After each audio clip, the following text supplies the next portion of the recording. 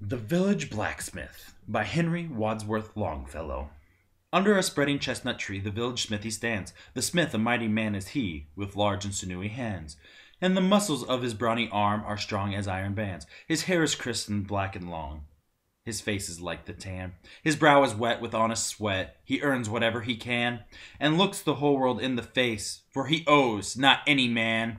Week in, week out, from morn till night, you can hear his bellows blow. You can hear him swing his heavy sledge with measured beat and slow, like a sexton ringing the village bell when the evening sun is low. And children coming home from school look in at the open door. They love to see the flaming forge and hear the bellows roar, and catch the burning sparks that fly like chaff from a threshing floor. He goes on Sunday to the church and sits among his boys. He hears the parson pray and preach. He hears his daughter's voice singing in the village choir, and it makes his heart rejoice. It sounds to him like her mother's voice, singing in paradise. He needs must think of her once more, how in the grave she lies, and with his hard, rough hand he wipes a tear out of his eyes.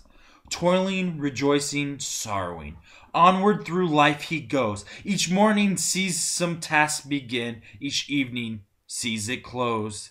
Something tempted, something done, has earned a night's repose. Thanks, thanks to thee, my worthy friend, for the lesson thou hast taught. Thus at the flaming forge of life our fortunes must be wrought. Thus on its sounding anvil shaped each burning deed and thought. And now we do this. I just threw that book. Probably a bad idea. Yes, bad idea. So I have some questions. Let me grab that book again because I forgot them already. So, first question. What do you think of this guy's name? Henry Wadsworth Longfellow. Second question. He's standing. Well, I don't know if he's standing. It just says he's under a chestnut tree. Very first thing. Then over here, it says the children look in the door. Does he have a chestnut tree in his shop? Next question. Did you know what sinewy was before I read this? It says, and the muscles of his brawny arm are strong as iron bands. Does he only have one brawny arm? His face is like the tan. What does that mean? I have no idea. Please help. Okay, so the kids are catching the burning sparks that fly. That doesn't sound safe. Okay, so you get to this point, you're talking about this. They give the back, they're like, hey, this guy's a freaking blacksmith. And then they give his backstory. And it's a whole turn of how this story goes. It's like, hey, he's doing a good job. We like this guy. And then there's a sad story. And why? Why would you do that? Why would you be like, hey, happy, happy, happy, happy, happy? His wife died! I don't know why you would do that.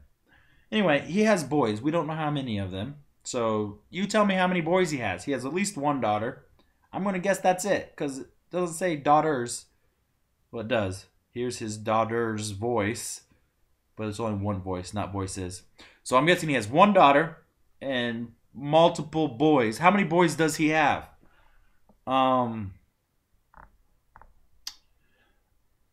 Rot. Did you know rot was a word? I did, but I've never used it, but I just did by reading this. It's spelled W-R-O-U-G-H-T. Give me what you think about that poem. There's your video.